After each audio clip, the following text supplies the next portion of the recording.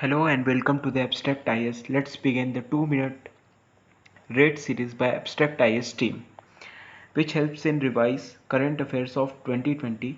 We named this initiative PT 2020. हमने इस initiative का नाम दिया है PT 2020.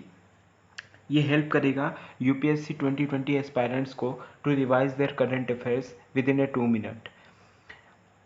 Those who wants PDF file of this 2-minute read series visit to our Telegram channel named Abstract IS.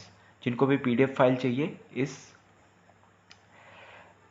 Initiative का वो हमारे टेलीग्राम चैनल को विजिट करके वहाँ से ले सकते हैं. Okay, let's begin.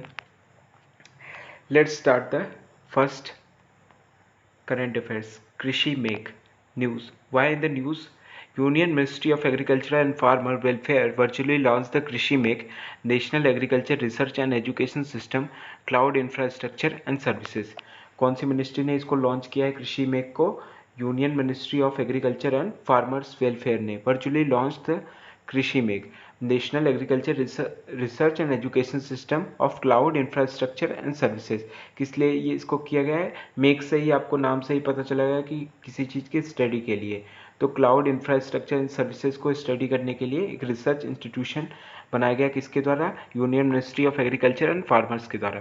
कृषि Megh is the data recovery centre of ICAR Indian council of agriculture research का एक डेटा रिकवरी सेंटर है.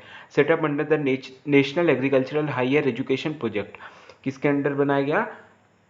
National agricultural higher education project. Setup at national academy of agriculture research management Hyderabad. कहाँ पे है ये? ध्यान रखिएगा, हैदराबाद में. Will to mitigate the risk. इसका काम क्या है?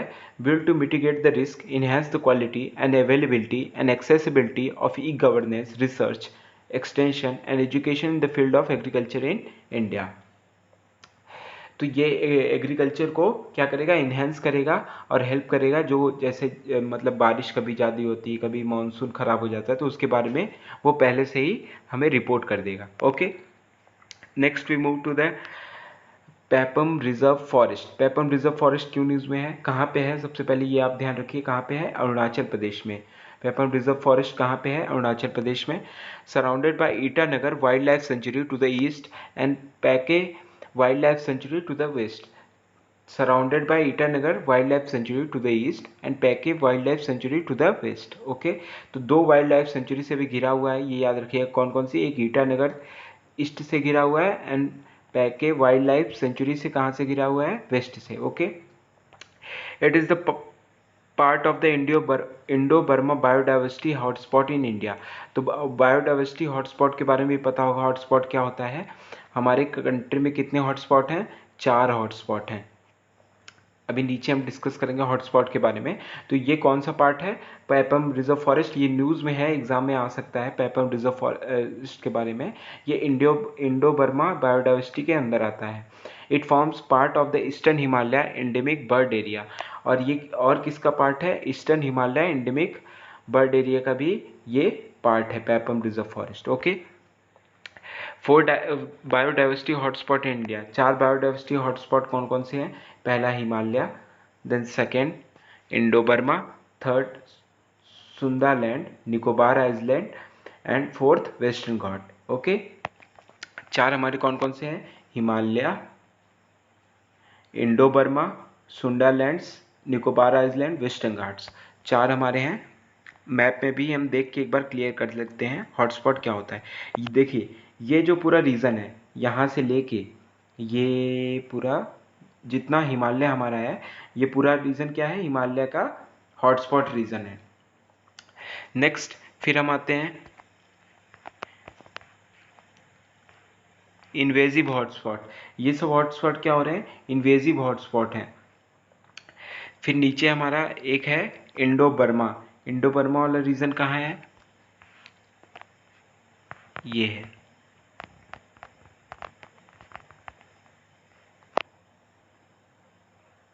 ये वेस्टर्न घाट हो गया एंड श्रीलंका.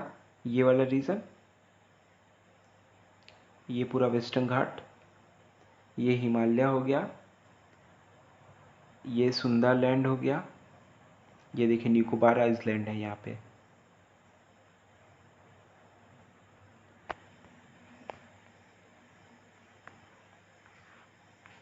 फिर यहाँ पे हम आएंगे, इंडो बर्मा रीजन है ये देखिए यहाँ पे भी एक हमारा हॉटस्पॉट रीजन है। तो टोटल कितने हॉटस्पॉट हैं इंडिया में? 4 hotspot, Himalaya, Indo Burma, Sundalands and western Ghats. Next we move to the third क्या है? Sputnik V. स्पुतनिक वी का नाम, स्पुतनिक 5 का नाम आपने अभी सुना होगा। It is a new corona virus vaccine launched by Russia.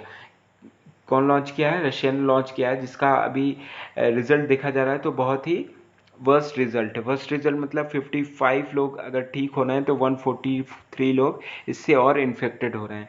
One first such vaccine, पहली वैक्सीन है ये, ध्यान रखिएगा, नाम तो हो ही गया इसका। इट इज़ नेम्ड, इसका नाम किसके ऊपर रखा गया? It is named Sputnik 5 as a reference to the first orbital satellite. First orbital satellite था जो 1957 में सोवियत यूनियन, तब रशिया का नाम क्या था? सोवियत यूनियन ने लॉन्च किया था 1957 में।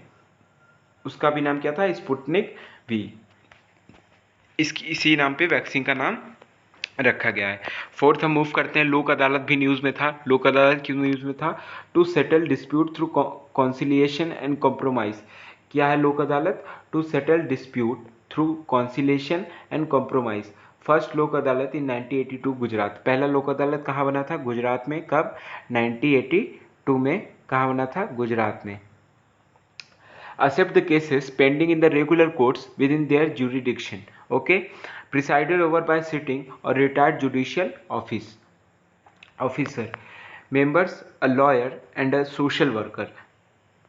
मेंबर्स इसके कौन कौन से होते हैं? लॉयर होते हैं और सोशल वर्कर होते हैं। बैठते कौन है इसमें? Retired judicial officer. Main condition, both parties and dispute should agree for settlement, no court fees, no procedural laws are not strictly followed, the decision is binding on the parties and its order to capable of execution through legal process, no appeal lies against the order of the lok adalat. Okay, तो लोक अदालत बस simple से याद रखिएगा कि कहाँ पे है, फर्स्ट कहाँ पे था और क्या काम है इसका, कौन बैठता है, मेंबर कौन होते हैं, बस सिंपल। नेक्स्ट हमारा है Pacific Ring of fire. Pacific Ring of fire बहुत न्यूज़ में रहता है, हमेशा हर साल न्यूज़ में रहता है। इसके बारे में हम देख लेते हैं।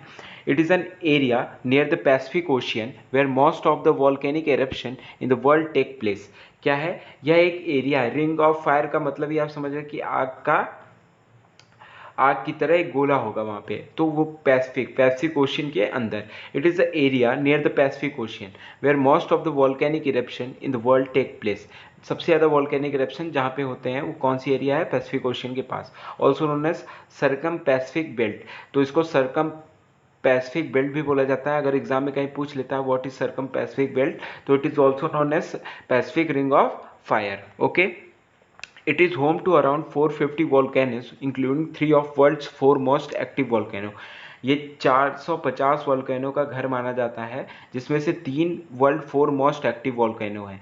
जिसमें से 3 क्या है? वर्ल्ड 4 जो है वर्ल्ड मोस्ट एक्टिव वॉल्केनो। पहला है माउंट सेंट हेलेंस यूएसए में।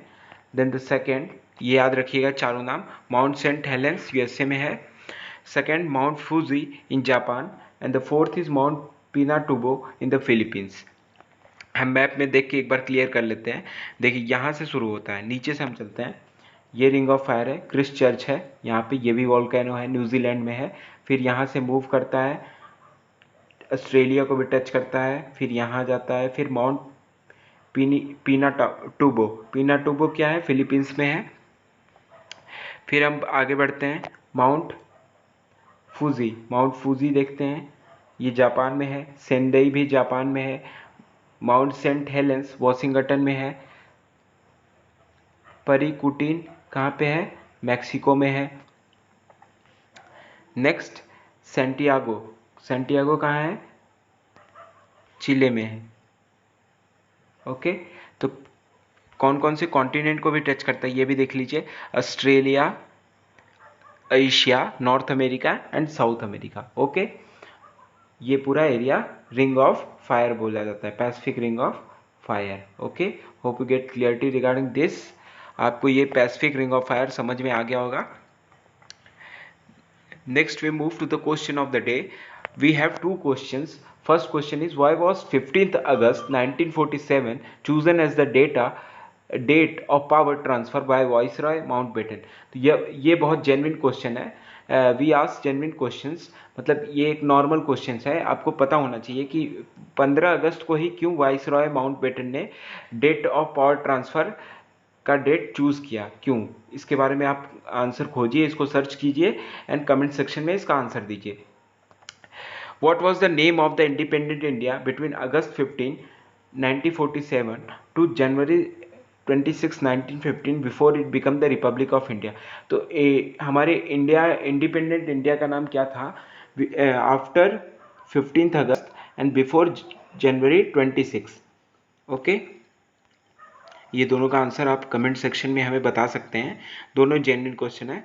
For notes join our Telegram channel abstract IAS, आप सर्च करके हमारा टेलीग्राम चैनल ज्वाइन कर सकते हैं. वहाँ पे आपको सारे नोट्स, न्यूज़पेपर के भी नोट्स मिल जाएंगे और ये 2 मिनट सीरीज़ का भी नोट्स आपको मिल जाएगा. Okay, thank you so much.